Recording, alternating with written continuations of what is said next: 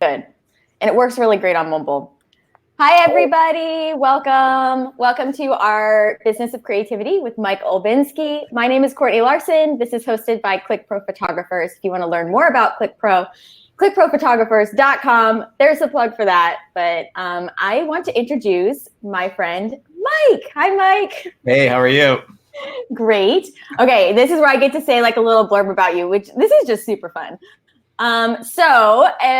Mike describes himself as your average typical storm chasing filmmaking wedding photographer based out of Phoenix, Arizona. Mike, I love that. Just your typical storm chasing wedding photographer. I mean, if there's any kind of mix that's just absolutely amazing, that's it right there. That's One right. Look and you will immediately agree there's nothing average about Mike's work. His time-lapse videos are highly sought after for film and commercials, and he has spent much of his year traveling all over the US documenting storms or teaching. We could list the 100 of places or companies that have licensed this work, but let's just say the list is overwhelmingly impressive, as is the Emmy Award sitting in his home, which is not on screen, but close by. But there's Voltron, but that's important right there. But there's Voltron, for sure. And I want to start off by saying how I met you, Mike, which is just wonderful fate. But I was writing a blog post for a shootout I was doing in Phoenix. I think I told you this story. I don't know. I'm like really curious now. I can't remember. Okay, this is before like we even knew each other. And me and two friends were shooting in downtown Phoenix and got stuck in Haboob, which if you don't know what a Haboob is, just go look at Mike's work. And I needed footage of what it was to explain for my blog post. And I reached out to you asking you permission if I could share one of your videos. This is like long before we knew each other. I remember someone asking me about something like that for a blog. I can't believe that. Yeah, and you were like, "Yeah, totally. Go ahead. Like, link to any video on my Vimeo. It's no problem." And that's when I first found your work. And of course, being that we're both in Phoenix, I was like, "Who is this guy? Like, just storm chasing wedding photographer? What?" Anyways, that's wow. I have to link to that blog post for everybody because You probably told me I just thought you were the coolest. That is amazing. You probably told me that, and I forgot. I think that's amazing because I remember someone asked me that for a blog. I'm like, sure, and I cannot believe that was you. I don't even couldn't even imagine the names were the same. So that's crazy. Yeah, and obviously you are well recognized and loved here in Phoenix. So thank you. And I'm many other places too.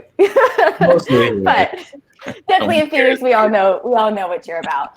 So I wanted to like pick your brain. This is really fun for me because these are all questions that I don't think I'm excited. I get to do this with someone who's a friend and knows me, so it's always way more fun. Yeah, I know you. You can't lie here. And Courtney's awesome. She probably never talks about herself, but she's like the greatest second shooter, and all her work wins like black and white epic awards and stuff. Gosh. You use shadows and stuff that I'm like, I can't even. Your photos are so dark and moody. I'm just like, I can't. Mine. I don't think I could shoot that way. Anyway, they're great. She's awesome. So Mike and I have gone on to work with each other. All of his second shooters for his weddings weren't available, and I was like his last hope. His last hope and prayer. One of his second shooters was like, "Hey, Courtney, I know you really want to work with this guy. He needs somebody. Are you available?" And I was like, "Hell's yeah, I'm available." And I pretty much forced him to hire me for all of his second shooting gigs then on. Yeah, but you're not here in 2 weeks, so I'm real sad. Or next week. Yeah. But you're like really the only photographer that I second shoot for. And that's because, Mike, you are just a really gifted photographer. I love watching you work, which is pretty much like chillax, go with the flow. Yeah, it's the best way. Yeah, totally. And you're the same, so it works well together. And I think that's probably why you like shooting with me, because I don't ask you to do anything. No. And then I get to pick your brain about storm chasing, which is always really fun. So that's how me and Mike know each other. Backstory, that's how I strong-armed him into doing this thing, which I've been asking you to like do this for like, I don't know, a year. Yeah, but finally have time. The storms are gone. I'm sitting around, so it's great. It's perfect. Yeah. So Mike, where are you from? Are you originally from Phoenix, Arizona? Yeah, born and raised, been here, born 1975, have lived various places around Phoenix. Yeah. But yep, from here. It's great. Wow, I actually did not know you were from Phoenix. Yeah, Born at Good Sam? I got tired of it actually for a little bit. Right before Yeah. I got into photography and storm chasing, I was really tired living here. I was tired of the heat, and I was ready to move to Denver. I had a job where I could actually transfer anywhere I wanted for the most part. And so I was like, I'm just going to move somewhere, Denver, Portland, Seattle, somewhere nicer. And then I got into photography and storms, and now, you know, I couldn't imagine living anywhere else. Yeah. What was your job previous to photography? I worked at an electrical engineering company. I built, I did user interfaces, mostly for like wastewater treatment plants and stuff. So it was kind of fun for me because it was still like, it was almost, I used to do web design too. And so this was it's kind of like designing like a web page, but it's got pipes and pumps and valves, and you interact with them. And and you can control them from there, which I kind of thought was cool because I build this thing and an operator sits down and controls it. So it was fun, but it wasn't fulfilling. It was just a good job for a long time, 12 years or so I did it. Yeah. And you have a beautiful wife. You've been married for 18? 21 years. 21 years, Gina. Yeah. 3 amazing kids. They're great. I don't know about amazing, but they're good. Depends on the moment, right? Depends on the moment. They're awesome. They're great. We just had a great first full family vacation we've had in a while with just the 5 of us out to the beach and Legoland and stuff, and it was really awesome. Especially they're older, you know. There's a lot we actually get to sleep in and have fun. Yeah. And not feel like we have little kids anymore, which is kind of nice. That I'm looking forward to that. Yeah. It'll be great. You'll enjoy it. So how long have you been a photographer? I know you just posted on Facebook like a throwback to you buying your first camera. Yeah, literally 10 years ago, like probably like yesterday or the day before or whatever it was, that my first DSLR showed up in the mail, the Canon Rebel XSI. And so I think, you know, that's when it really started, because that's when I actually could start trying to capture lightning with a better chance than a point and shoot that I had before.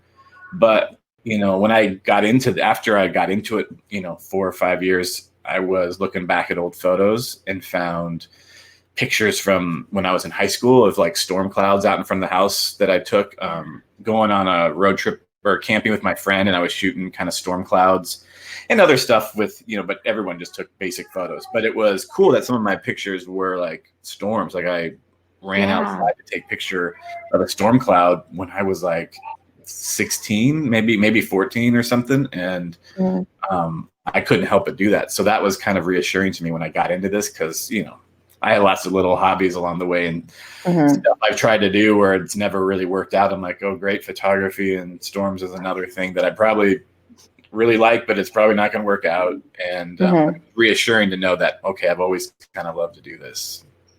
So you bought your camera to take pictures of lightning? Yeah. I mean, lightning's really tough. You know, you need to do, especially at night, you need to do long exposures. So, you know, regular point and shoot cameras you take a picture, clicks, that's it. But you need to be able to like kind of hold your shutter open, do like a 20, 30 second exposure. And so I was using my point and shoot one night, and it's really hard to capture anything. But these 3 bolts went flying across, and I was looking at the back of my camera because I had this delay. I was just holding the button down, like out the window of my car, just holding it and praying. And it had this delay preview of what you shot. And so the bolt went, and there was like a couple seconds of wait. All of a sudden, boom, I saw a flash and go away. And I'm like, oh my God, I caught it. And it was awesome. It was like 3 strikes going across. And I sent it to this local meteorologist on Channel 12, Sarah Walters at the time, and she put it on TV that night. And I was like, but it wasn't even like, the TV part was cool, of course, but it wasn't. It was, the fact that I caught this lightning bolt on camera that blew my mind. And I came home and I'm like, Gene, I can't do this camera anymore. This is, it's so lucky that I even caught that, just because it's basically taking like pictures like this, which to get a lightning bolt in that time is just, it's impossible, even though, you know, you get lucky every now and then. So, so I needed a DSLR to up my chances. So that's pretty much why I got it. But then Lila, our firstborn, she's like going on 11. She was, I'm pretty sure she was like 6 months old or whatever. at the time, but I, was taking lots of pictures of her too. I kind of, Yeah. that point and shoot had a macro mode, and I would zoom in on her, get really close to her face. And I felt like I was doing these artsy photos of her. And so that around that time, I got this DSLR and was taking pictures, go to the park and take pictures of her too. So the kind of portrait side of it also was happening when I got that at the same time. So they both kind of took off, same time. So did you go into family photography first? I feel like that's a normal progression of the photographer, right? You take pictures of your kids, people start asking you to take pictures of their family, and then you moved into weddings. Is that kind of how it happened? That's kind of how it started. It really started with taking pictures of storms first, but there's no money, of course, at the beginning. I never thought I'd make money from it anyway. I just wanted to take pictures of storms. And but that's what I started out doing. Then I was taking pictures of Lila, and then we had some friends that are still our friends, today, that wanted me to take pictures of them for like Christmas card.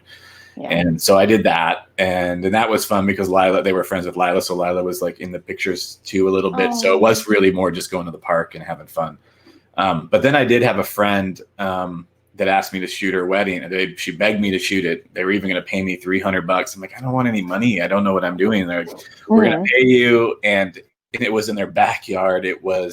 Their ceremony was after sunset. I never used a flash before. I rented like a 135. I rented a flash and just really had no idea what I was doing. There was no typical getting ready portraits or anything. It was just kind of show up and shoot. So that was really rough. And I was like, I don't think I ever want to do that again. But then I had someone else ask me, and I had my friend Rick second shoot with me. I think it was Rick.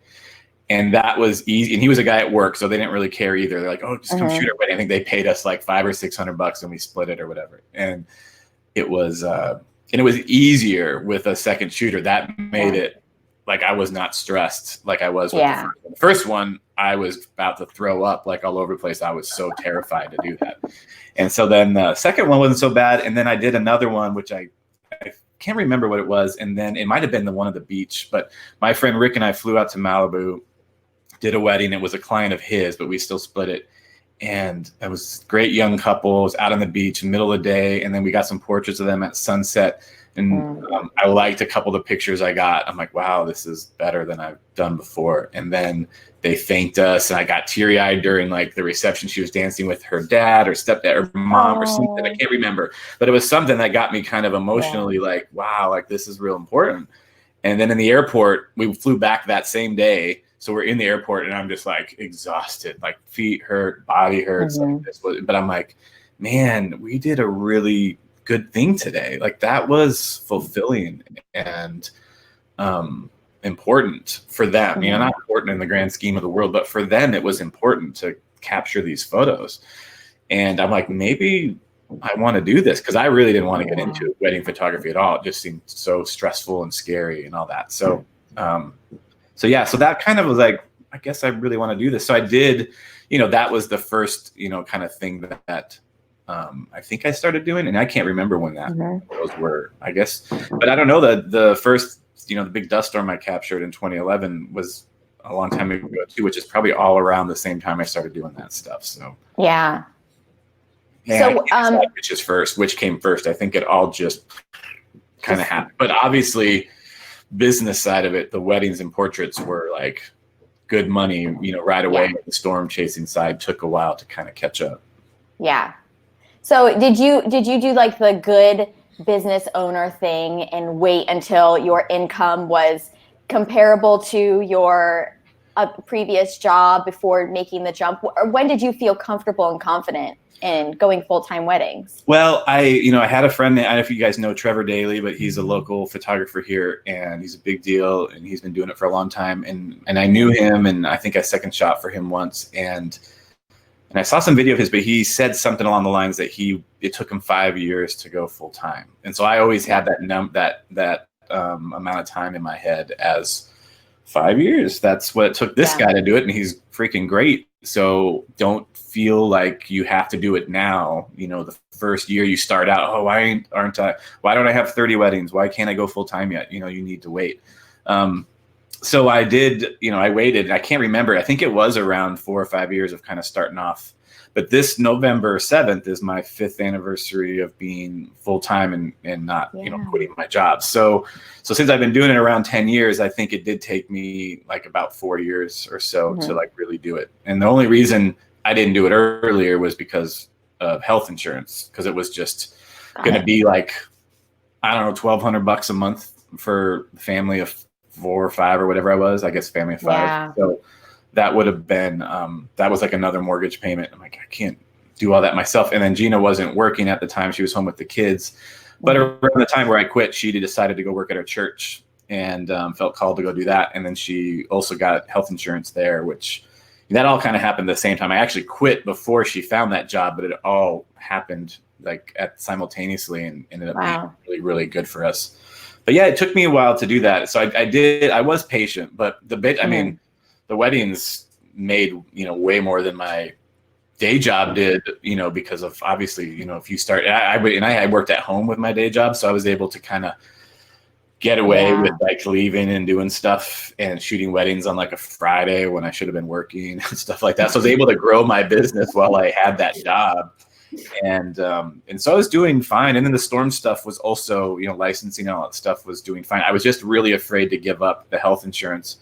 And it also helped me, invest in gear and computers and all that stuff without having to rely on the money I was making, solely from photography, because I had the day job. I was able to kind of have money built in to do that. So it was great. So have storms always been kind of your creative outlet? Is that what they were for you? Kind of weddings were the business, storms were the creativity? Yeah. I mean, the cool part is I think I put a lot, when I can, I put a lot of like landscape kind of creativity with storms and stuff into my wedding photos when I can. Yeah. I do, a lot of silhouette shots, and I try to put people in like a cool landscape where they're not necessarily like just the focal, they're not filling up the whole frame, but they're like an object in a beautiful landscape or a sunset behind them or something. So I can try to take that creativity to weddings, but definitely wedding or storms are, freaking addiction passion. So I don't have an addiction to shooting weddings. I don't mind shooting them, and I look forward to them sometimes, but storms of course are just that's everything. And I've always liked weather. I've liked weather since I was a kid. One of my first memories of like weather is lightning bolts striking like 100 feet behind my house while I was watching with my dad and being like blinded. And that's always, it's kind of like, it's not even ironic. I think it's actually other storm chasers have the same stories where that's what I wanted to start taking pictures of. First was lightning. And that's like one of my first memories of weather was lightning. And so I've always loved that radar studying. All my friends said, why aren't you a meteorologist? Cause I would post, radar images saying storms incoming to Chandler, like watch out or whatever, so I've always liked, so that's just obvious, that's it. That's, I never get tired of that. Yeah. So, you say like storms, maybe you didn't go into that wanting to make money. Right. So when did you first discover that you could make money? And how has that affected your creativity? I know sometimes like we start photography businesses because we're creative, we love it. And then once it becomes a business, then it kind of loses its fun or flavor. Has it done that for you?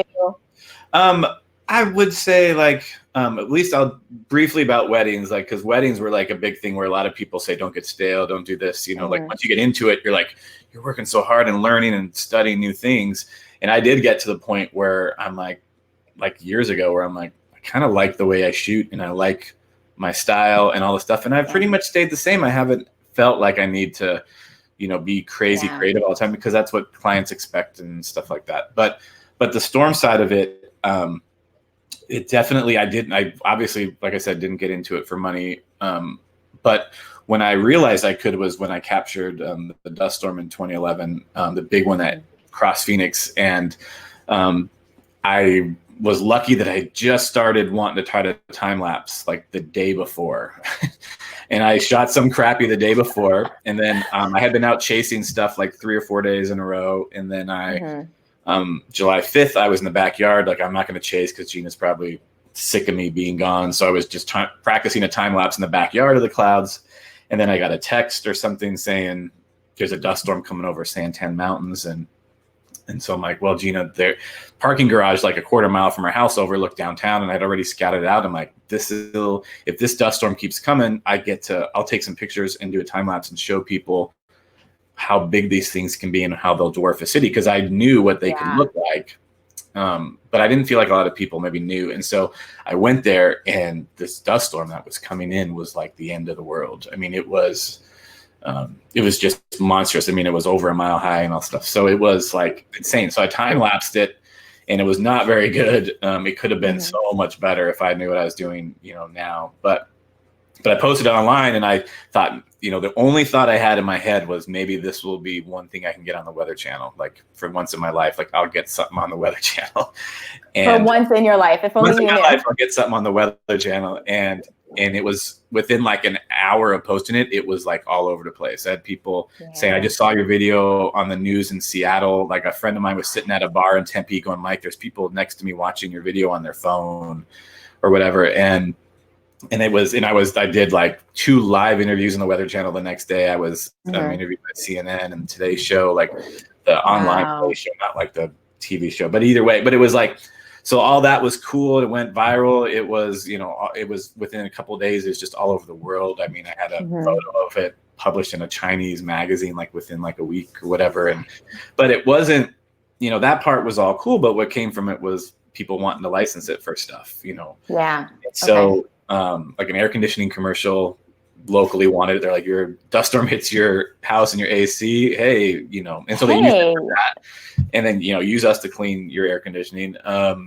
Al Gore, a couple months later, Al Gore and his company or his business or whatever, his team licensed it for climate change talks that they were doing because it was like showing signs of extreme drought and things like that. Nat Geo and it's been licensed like so many times for so many things. But I was like, oh my God, like people are paying me for this. And I had no idea what I was doing. I was trying to figure it out. And so I'm like, I loved time lapsing that. And I absolutely love chasing storms. So I'm like, I'm just going to go and keep doing this. And I'm going to see what else I can capture and start building a library of footage. And so that's kind of was my goal for the next few years, was just to go out as much as I can, time lapse. And I did a little bit more licensing, like of small stuff, I think the next couple of years, and that dust storm video kept selling or whatever. But but in 2013, I caught another storm in Texas, a supercell, and I've been trying to chase storms out there, supercells, for like 3 or 4 years and get nothing. 2013, fly out there, get this incredible supercell, and a week later I put a short little time lapse video of that out, and it went viral like the next day, and it was the #1 video on Vimeo for 2013, like 2 million days or so. I had no idea it was even like I didn't even know until like January or February. Someone told me, "Did you know your video was #1?" I'm like, "That's it, 2 million views." Like YouTube things get like 50 million or whatever. So I had no idea Vimeo was a little smaller, but but that turned into more licensing deals, like even more than the first one. And so that just reassured me, like I'm doing what I was meant to do. And I just really like, I'm like, I would do this for free. I would do this, in my spare time. Obviously Gina would probably be like, you got to stop if you're not making any money after a while all the time. But it started turning into a business, and so I kept building the library and kept doing that, and now here we are, and it's just incredible where it's taken me. So, and as an entrepreneur, like once you get that like first taste of the fact that you can make money doing the thing you love, right? It's like almost like that's all you need to just right. That's it. Let's see where this can go. It's amazing, and but as you say, like it can, like there's a lot of things where it can backfire too, where you maybe it can stifle you. I mean, I was really tired. This year is the first year that I'm like, when spring rolled around, it was time to chase. Like I did not want to get in my car and drive to Texas. Like I just been enjoying being home, kind of relaxing and not having to just be gone. And I'm a homebody. I like watching TV. I like playing video games. I like being home with the family. I love it, And so for chasing storms means you're gone for days and days, barely sleeping, putting thousands and thousands of miles on your car. And so So it's hard for me to get motivated. But then once I got going and got into it, I was back into it again. But and it's been great. I mean, this has been the best licensing year for me, like so far. And so things have been really good in that regard. But at the same time, you start thinking like, especially if you figure out something that you are like, this is a little niche for me, that a niche, whatever, however you say it. That not a lot of people do what I do to like a high level. You know, the time lapses I do are like over 8K resolution because I'm shooting with 50 megapixel cameras, and there's only like 4 or 5 other people maybe doing it like this. And so so I've got a little niche carved out for me. But at the same time, people are, you know, this other guy just came out with a video where he's using a $130,000 camera, shooting lightning in slow-mo in 4K, and it's stunning quality. And he's putting out videos where he mixes that with time lapses that he's shooting. And I'm like, so I'm already feel like I'm like, but behind, but it's kind of those things like, what do I do next? What's the next creative thing I have to do? Because I love just doing this. So am I gonna have to figure out something to do that I don't love? Like I tried to get into drone because people started getting a drone. So now I need to put a drone up and hyperlapse storms, but I've tried it. I'm like, I hate it. I don't want a drone and I'm not going to fly it and I'm not going to do it, but I could force myself to do it just to see if that's the next thing I need to do, but I'm not. So anyway, so that part, those things are a little bit tough because you're like, what do you do next? I think that's something that all creatives have struggled with too, right? Like having to not feel like we have to one up ourselves, but almost like we have to one up other people, right? Like this drive to create, can definitely stifle you. I want to one up myself too. I mean, I think you were going to show at some point Vorticity too, because the last film I've done, and that one, you know, I had a thing where I would put out a short film every year of all the time lapses I shot. You know, I've been doing it since like 2015, and so the first like Vorticity I did was 2016, and then I put out Vorticity, the first one, in 2017. And it was like great, and I got tornadoes, and so then I'm like, I'm gonna do another one. But the next year, 2018, but I decided I need to up myself, so I need to chase 2 full years to get 2 full years of footage to put just the best stuff in there. None of the crappy stuff that's like filler for me now. Yeah, and stuff I time lapsed 8 years ago, I wouldn't even take my camera out of the bag now, you know, and so now I'm trying to one up myself, and so that even gets harder. So now I put that out. Put so much work and effort into it, and now I'm like, now I got nothing. Now I've got to take another 2-3 years to come up with something even better, and so that part it's a struggle. Okay, let's watch the video. It's 6 minutes, so everyone, trust me, you will love all 6 minutes of it because it's absolutely amazing. But let me share my screen so they can all see.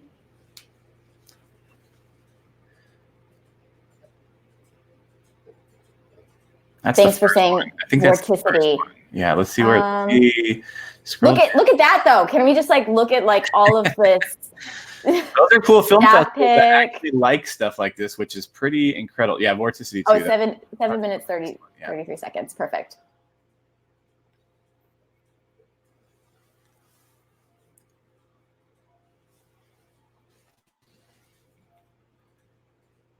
Sounds playing. I don't know if that's playing. Can you hear the sound?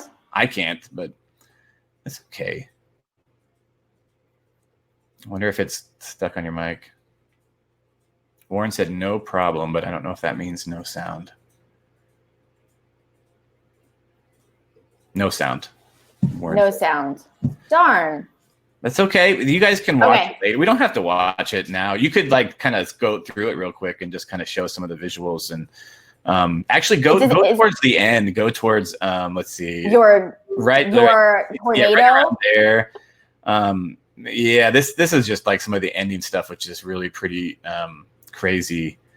Like tornadoes and structure, and there's a tornado, and someone said they're not able to see it. So Divya says not able to see it. The stream is unable to be played. You can't see it? They're not seeing it. Oh. Yeah, I don't know. Well. Oh, now someone says now Warren says they can see it and that's just no sound. So I don't know. Okay, let's just go to one of those. Can you guys see this now? Can you see like the 6 minute mark? You were right at 6 minutes. Okay, they can see it now. It looks like. Okay. Yeah, go back to like 5:50 or something, and that like. Okay, 5:50. Oh yeah. Right, that's good. That's good. And this at least kind of will show some of the visuals that I do with the tornadoes and all that. So, although it definitely looks better than what I'm seeing. Go watch it in 4K on your phone. It doesn't 4K TV. It doesn't like everything we're doing. It's like, excuse me. It's hard to look at a video being streamed too. So okay, I'm gonna link it, guys, because you really should watch it. Definitely gives you an insane, amazing idea about what Mike does. Yeah, I can post it. Which time lapse, I think all of us are majority of these people watching are probably still photographers. Time lapse is just thousands of still frames, right?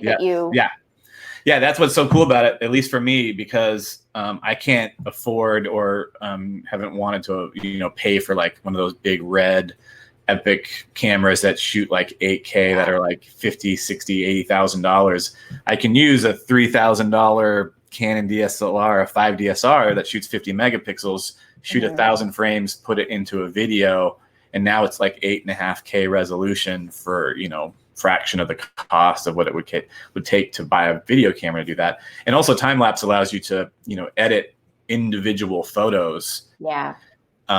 And especially because since they're raw photos, at least for me, it's you can do a lot more to those and bring out the color and contrast and all that kind of stuff. So, so yeah, that's basically what time lapse is. Sitting there shooting, you're shooting frames at intervals every second, every 2, every 3, every 4.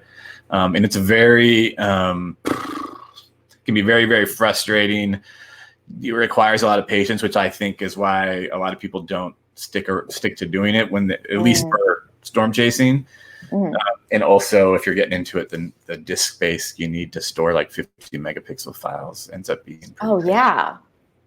With all the I can imagine time lapse I've done over these years, I've got like 56 terabytes of like stuff backed up on my NAS drive in the pantry. And I can imagine editing thousands of raw stills. Yeah, I mean, Lightroom obviously makes things easier for us because I can sync it. And there's a guy that came out with LR Time Lapse, this app that enhances kind of what we're doing, where he can ramp stuff. He can take your exposure and ramp it up if like your time lapse gets too dark. He can ramp that temperature. You can make shutter speed changes, and he balances it out. So he's helped make it easy, and Lightroom helps you sync kind of everything at once in some ways. So, but it's still, right now I've been rendering files for the last 2 days on my Mac, and each one can take like 3 to 6 hours to render a single time lapse clip, and they range from like 4 to 35, 40 gigs each, like in size. So it takes a lot of work. I'm trying to get all these out because not going to do a monsoon film this year. I also chased that, but I want to put a little trailer together or something.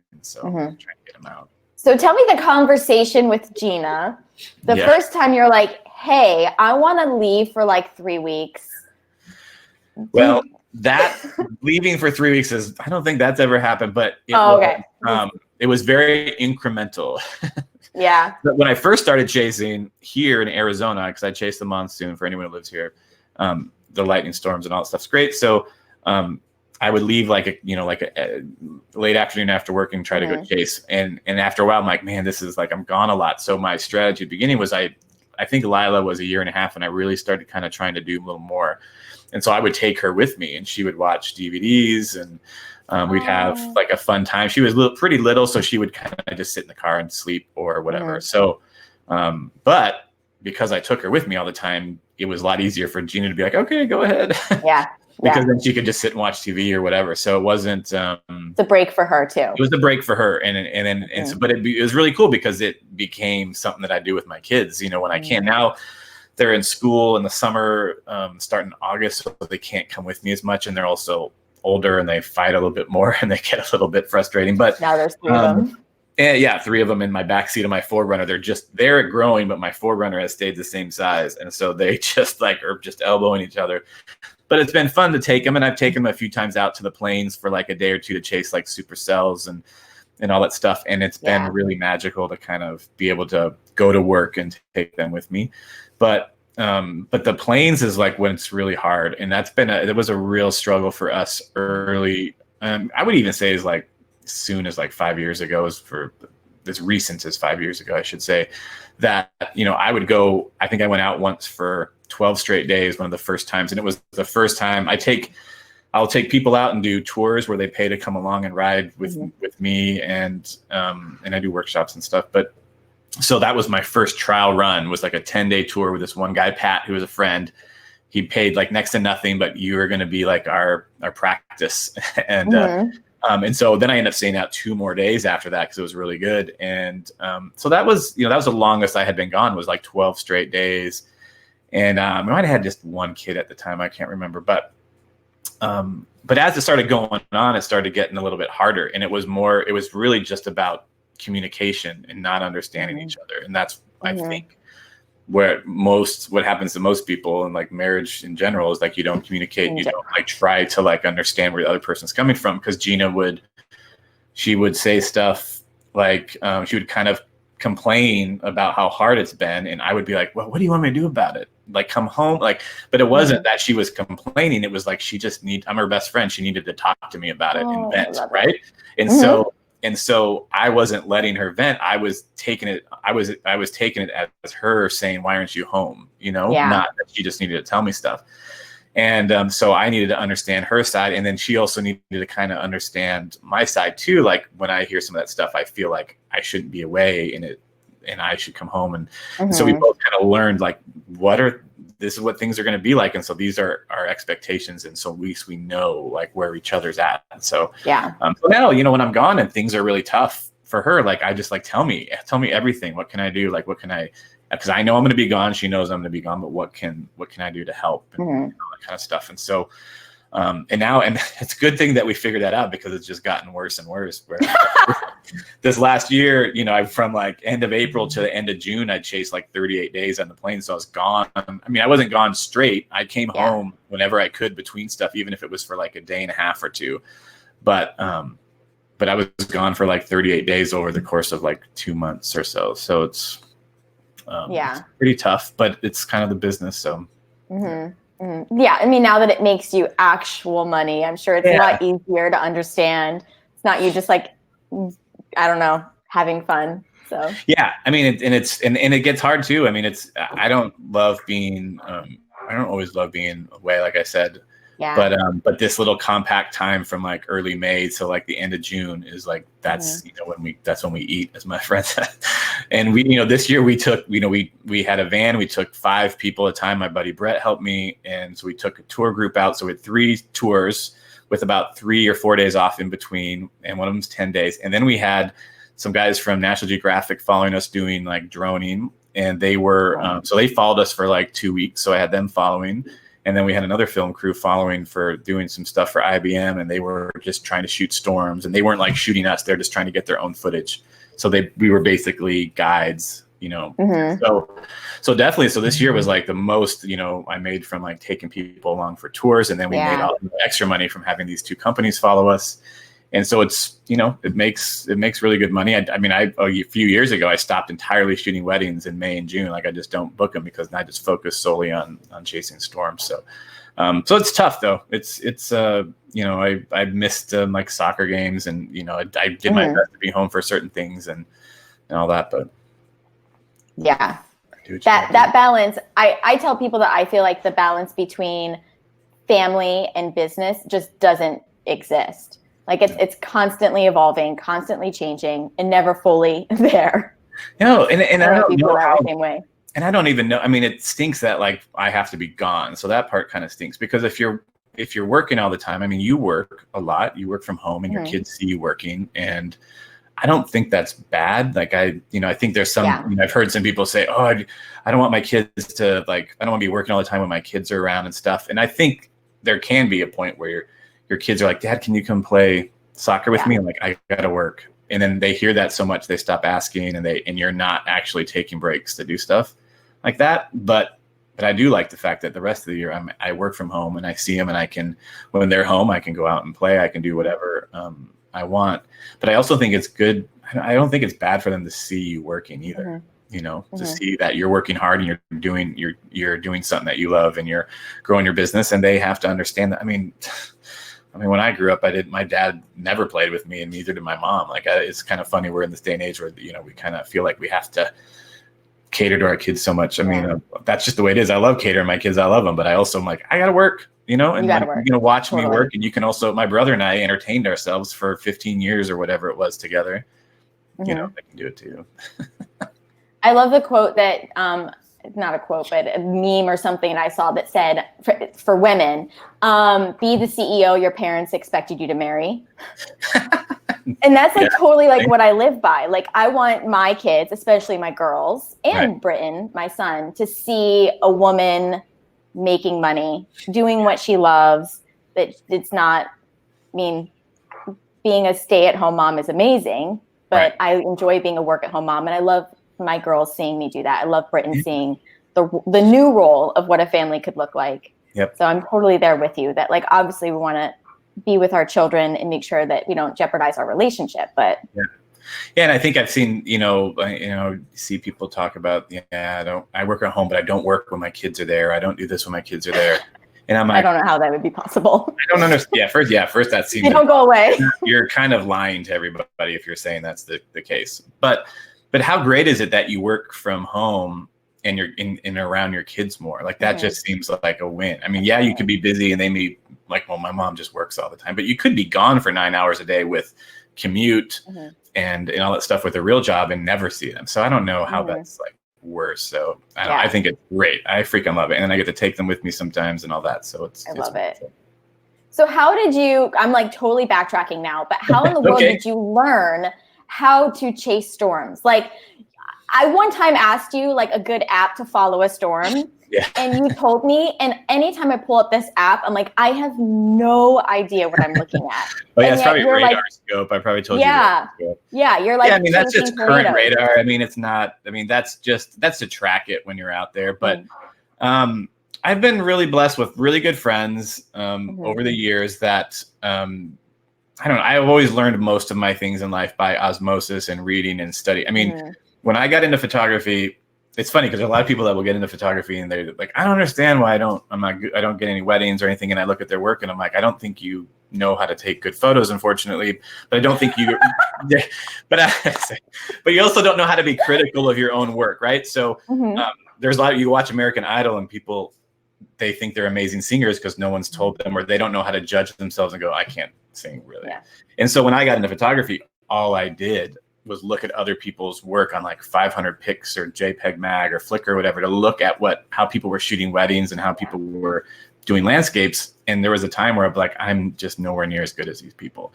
And I was able to get better. And then I was able to look and go, okay, I think I'm as good as that person now. Like, I compare my work and go, well, maybe I'm a little better now or something. But I think that's a big key. I think I forgot your original question because you got me. No, I love it. A little tangent, but I laugh at that. I think I think in the photography world, it's pretty tough. I think there's people out there that can't be self-critical and they can't see where they are and they think they're awesome or they think they should be where other people are. And I'm like, you need to look at your work and go, okay, I'm not there yet. I need to get better.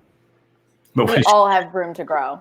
Yeah, we all have room to go. I still need to get better. But what did you ask me originally? Do you remember? I do remember.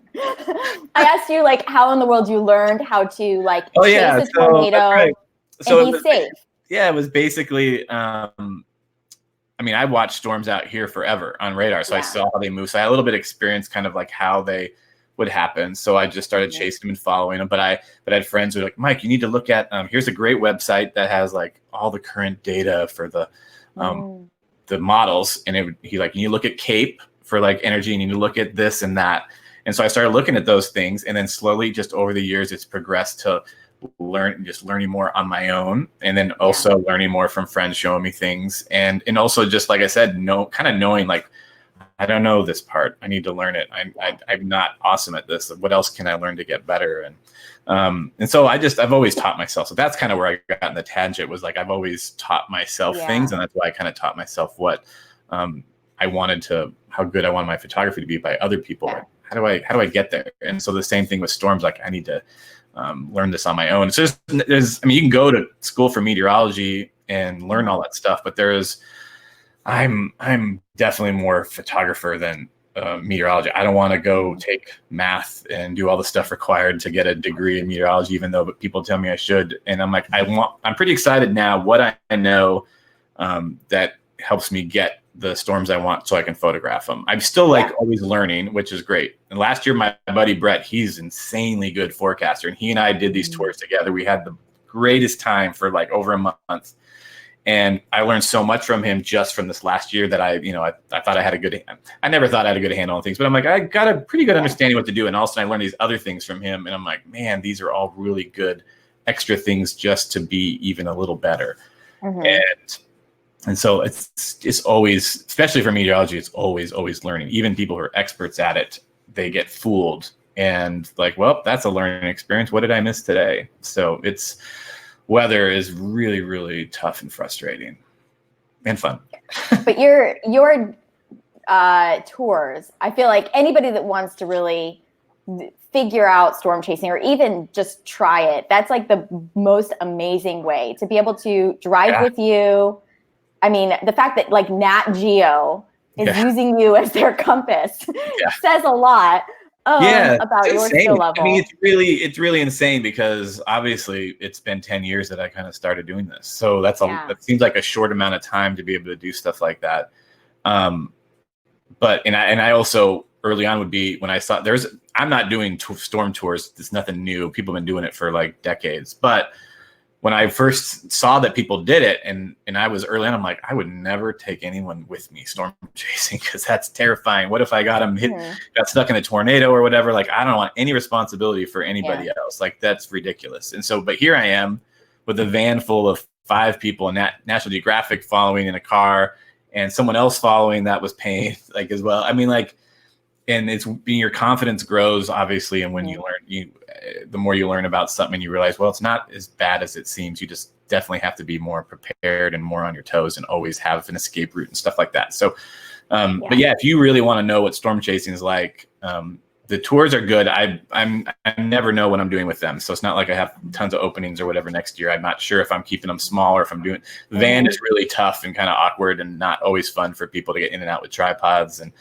so, but it is, I mean, like for going on a 10-day tour with us where you're basically realizing, man, a lot of what we do is drive and sit around and wait and then not get any sleep and get to hotels at like 1 and 2 in the morning. And then, and with like a nice compact, like 2 or 3 hour storm chase. And some days we would chase for like 10 hours and it's unbelievably amazing. And then some days we get on a storm and it's like 2 hours and all of a sudden they go to crap and we're like, well, I guess we're looking for dinner.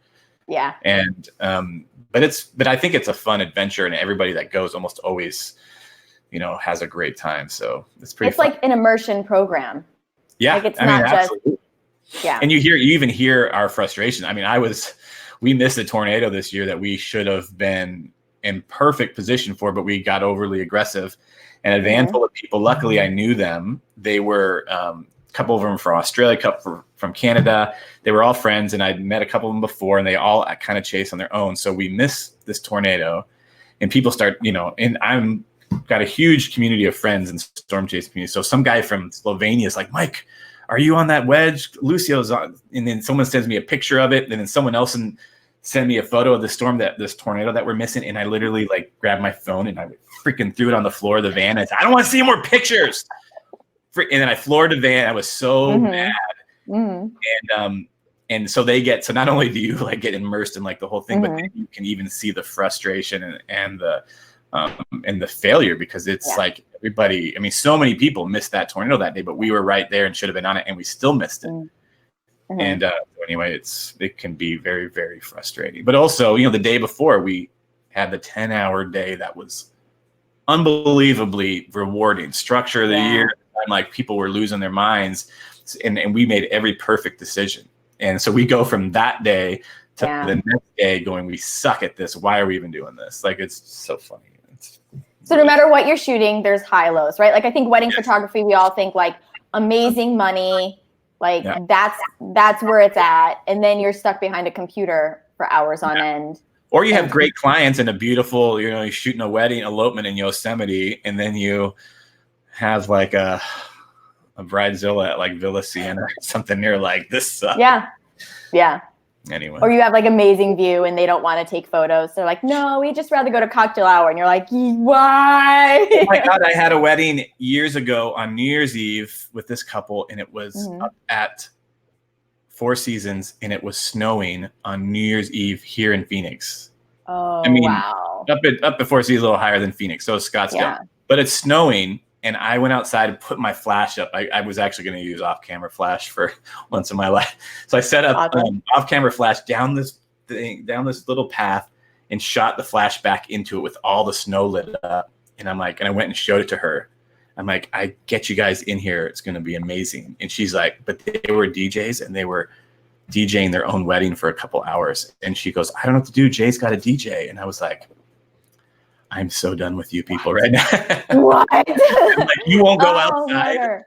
and take a picture of the snow. It never happens on New Year's Eve in freaking Phoenix. Yeah. Oh my God. The DJ. Oh, that's killer. That hurts my heart just as much as almost as much as you missing the tornado. I can relate. Yeah, it sucks. So we'll finish up with this. Around our dinner table every night we do high lows, which is like the best thing that happened that day, the worst thing that happened that day. So I want to know your high low of your career thus far. So let's start with your low and leave on a high. Wow. Man, I'm going to have to think about the low. What is the low? You know what? I don't know if it's like a low point, but this year, this spring and summer was like low for me in just terms of like motivation and maybe, I don't know if it's mental exhaustion or something, but I have a lot of lows. And obviously like when you're in the art world, seeing other people's like work, you know, because like I said, there's not many people that do what I do. And so when I see someone else try to do it and it's really good, you know, I just think I suck. And I think this year was, for whatever reason, this spring and summer, I think after spring, right before summer started, I was just really low. I just didn't, I was like, I don't want to chase storms anymore.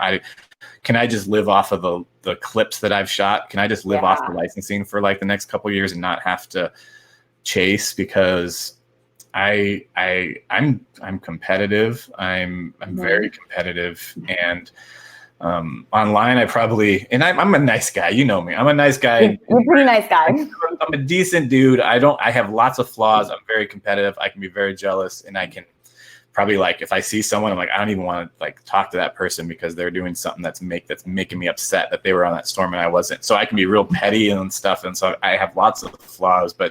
So I think I suffer from those highs and lows. And when you're like the weddings and stuff, I'm creative, and it's funny because I don't care if you got a wedding that I didn't get, I'd be like, well, that kind of sucks, but good for Courtney. Like I'm excited for you, and I'm not competitive with other wedding photographers. Yeah, I send them weddings if I can't shoot it, whatever. But I'm not passionate about it like I am for stuff. And so when other people get stuff or I miss a storm, that's so I don't know. When you think someone else is high, it just emphasizes your low. Yeah. And so and I've been doing it for a while. So I think this last summer, early summer, I just was kind of like, I want to quit. I don't know what else to do. Like what, the whole thing at the beginning, like how do you stay creative? I put out that Vorticity 2 and I'm like, I've just exhausted everything I could possibly do on this film. I don't know what else to do. And I don't want to chase, and I'm tired of competing with people. I'm tired of seeing other people's photos online going, I should be there. Why did I miss that? Like, and physically like depress me. And so I think that, I think I was getting a little bit tired of there's a lot of it where I'm like, I just wish I could go to a day job and did not care about my job. So I could just come home and not worry about what other people are doing. But storm chasing world, the moment someone gets a tornado and I'm not on it, I see it on Facebook within like minutes. So like it's almost and Twitter. So everything is so real time. One weekend this year or this spring, I logged out of Facebook, closed Twitter down, and I stayed home the whole weekend, didn't look at anything so that I wouldn't be taken away from my family, like emotionally, mentally because of stuff like that. So anyway, that was basically that's been the low. This past summer, it's been a little bit tough, but I started chasing again and kind of got back into the groove and pulled it out. So we made it. It was fun. But the highs, I've had a few highs. I mean, the dust storm, I always like to say that was like a really big, that was a big deal, but I think I didn't know what I was doing at the time, and I got, pretty lucky. I think the storm in 2013, the supercell, is still like, I don't know. I have a bunch of them. So that was 2013, so it's a while ago. But that was the first time I saw a supercell that I wanted to see, and that one brought tears to my eyes. Like I set up my camera. I'm trying to time lapse this thing. I'm like hyperventilating from like adrenaline, but I'm like calmly trying to focus, make sure I have everything right. And my buddy Andy came with me, and I took a picture of the storm. I posted it on like Facebook, said we did it. Like we landed. Yeah. Or something. But I hugged my buddy Andy, and I just was like crying. Like, I'm like, I can't believe that we're seeing this, and so so everything that's like, it's been like seeing this, it's been the stuff that I've been after. And that's what I was after on that day. Was I needed that supercell. I needed to see something like that, and seeing a storm that looks like a flying saucer in front of you. And it's like anything. If you see pictures of Horseshoe Bend or the Grand Canyon, and people use their wide angle lenses, if you've ever been to Horseshoe Bend in person, it's gigantic. Like you could land an airplane on the middle of that, the middle part of Horseshoe Bend. It's gigantic. And then you see a photo, and it looks like it's all condensed into one thing. So storms, you see photos of storms, and you're like, they're amazing. But then when you're there in person, you realize these things are actually gigantic in front of you. And so the experience and the power of being right there in front of them is just unbelievable. So that was the best. I have a few. That one, and seeing a tornado years ago that I wanted to see and get on time lapse. And my wife Gina told me afterwards, I said I got the tornado that I wanted to, and I just missed Mother's Day. Then the next day I got the tornado, and she's like, "I'm so proud of you." And I just I was live streaming at the time. Some people in the car were like, "What's wrong with Mike? Is he okay?" And I'm like, "I'm sorry." But yeah, those are the highs. The highs are amazing when you're out chasing, because if you catch that perfect storm and you've got cameras are rolling, it's just there's nothing better. But definitely a high and low business. Yeah, I appreciate you sharing the high and low, because I feel like so people who are just starting out, no matter what genre or where they are in their business, sometimes we think that if we reach this certain point that the lows won't be low, they'll only be highs. Yeah. But it's just never the case, right? Like as a creative. No. It's funny. I listen, because I do so much driving. I listen to podcasts like crazy. And I'm always listening to like Dax Shepard and Conan. Conan's got a great podcast. And they talk to these celebrities. And it seems like really, I don't know, stupid to listen. I mean, people would be like, you listen to celebrity interviews all the time. I'm like, but you listen to people that are like Bill Hader from Saturday Night Live. Amazing guy. Every time he'd go out on SNL, he was like had anxiety and was terrified. Like half of his like Stefan, where he's laughing all the time, are like nervous laughing. Like there's a lot of people out there that you think they haven't made, and it's so easy for George Clooney to get on there and act and be happy, but these are real people, and most of them think they suck. I mean, you listen to like Conan O'Brien and David Letterman talk back and forth about their careers, and both of them will say that we're not very good at what we do or whatever. And you're like, David Letterman, of course you're good. Like, why don't you have 100% confidence? But they don't think that, because they're real people like all of us. So you're in your business. Yeah. And so people will look at me and be like, you have an Emmy, and you have, you showed the thing with all the film festivals on that one film, and like, and people would be like, you're doing it, you're 5 years full time. Like, how could you have any like depression or be sad about anything? And I'm like, it's just the way it is being an artist and being a creative, that you are just never, most people that do something, if you're doing it at a high level, you're almost never happy anyway. You get something great, you put it out there, like, that was awesome. A week later, you're like, meh. What am I going to do next? And that kind of sucked. And it's just the way it is. But you have to keep trying. Like that's a tough part. So totally. And be critical of your own work. Yes. Positively too, Mike.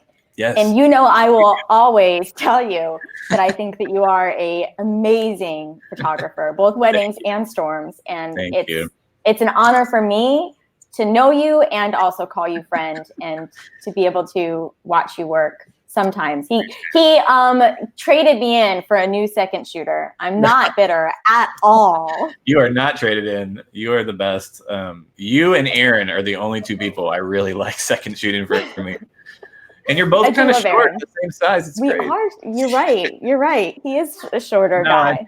I appreciate that. To anybody that's like trying to get into this, you have to, especially for the wedding side and portrait side, you have to be patient. And and I would also say you have to figure out if you really, really like it, because I've known people that are like that. I've said, that guy doesn't get very many weddings, but when I saw him once do a consult with some clients, and he just acted like he didn't care. And so I think you definitely have to be a people person in this business. You have to know how to talk to people and all that kind of stuff, but you really need to like it. And I think that's what some people, they just do it and you don't really have that passion for it. And you're like, why aren't I successful at it? Or why aren't I getting weddings? And I'm like, people that you shoot for aren't recommending you, maybe because they're like, I don't know, they seemed a little indifferent, or they weren't that excited, So anyway, it's and that's why storms have like paid off for me. I'm incredibly passionate about it. I would do it for free. And so that's the only reason to me that I can say that I've been successful in it, because I have crazy amount of passion for it, and I could, just do it for free. So if you're getting into portrait photography and wedding, make sure that you really like it and you like being with people, because they're going to be able to know that you're not. And then, like I said, like you said, be self-critical and compare your work to other people that are winning awards that are out there. You don't have to be, the guys that are on magazine covers all the time, but because I don't necessarily want to be charging $10,000 a wedding. I like my clients right where I'm at, because they're all wonderful and fun and laid back like me. And I don't want to raise my prices to rich people level, but but you got to be able to make sure your work is, represents who you are and that you like what you're doing. I love that, Mike. Well, thank you so much for your time and all of your thoughts and wisdom. We appreciate it. I want everybody to know they can follow Mike, obviously on Vimeo, but also I'm going to link here to his Patreon. I said it right, Patreon. And also create a link down here at the bottom. But Mike, you can opt into his Patreon. I don't know if you guys are very familiar with Patreon, but he actually teaches on there. Do you live cast your? I do some live streaming, like storm chasing, but we do like there's free wallpapers, there's tutorials. If you're really into chasing, once spring comes around, I post like my targets every day where I'm going to be at, sneak peeks of time lapses and stuff that I Vorticity too. I debuted it there a week before anybody else got to see it like publicly and all that. So I enjoy that. But you can also, like, if you Google my name, you can find me literally everywhere. So I use my name for everything. So. That's awesome. I love it, Mike. And then obviously if you're interested in touring with him, which I seriously need to tour with you, I'm sure you'll probably post that to your Patreon group too, right? Your schedule for I mean, I have it on my main web page, which is michaelbinski.com, but it's a little bit up in the air what's going to happen this year.